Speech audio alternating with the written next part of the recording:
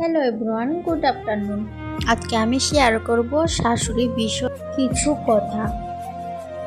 প্রথম প্রথম বিয়ে করে আসার পর নতুন বউ যখন কাজ করে তখন বলে কি সুন্দর হয়েছে কাজটা, আমার বৌমা অনেক সুন্দর করে কাজ করতে পারে। কিছুদিন পর বলে কাম করে কোনো সৌন্দর্য নাই, কিন্তু নিজের মেয়ে যদি কাম করে সেটা সুন্দর, বৌমা যদি কাম করে সেটা হয় না। এটা হলো শাশুড়ি। শাশুড়িরা আমরা যে কোনো কাজ করি না কেন আমাদের গুণ ধরতে একটু দ্বিধাবোধ করে না, কারণ তা হলো যে পরের মেয়ে, নিজের মেয়ে হলে কোনো দোষ ধরতো না, পরের মেয়েদের দোষ ধরে। আমি বুঝি না কেন এমন করে, কিন্তু এটাই বাস্তব।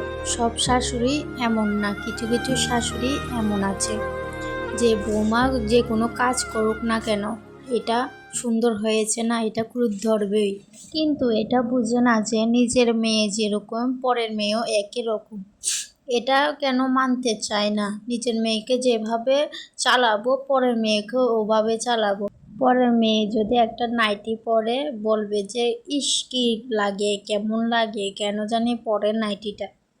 শাড়ি পরতে পারে কিন্তু নিজের মেয়ে যদি নাইটি পরে, মা তোকে কত সুন্দর লাগে এইটা বলবে। পরের মেয়েকে কোনোদিনও বলবে না যে তোমাকে ভালো লাগে, তুমি পরো, তুমি যা মন চায় সেটা পরো। আর নিজের মেয়ে যেটাই পরে এটা অনেক সুন্দর, পর বাবা পর, এখনে বয়স। আর যদি পরের মেয়ে পরে তাহলে সুন্দর না, বলবে শাড়িতে নারী। ছেলের বউ যদি একটু মোবাইল দেখে সবার কাছে গিয়ে বলে সারাদিন মোবাইল টিপে, এটা হলো শাশুড়ি।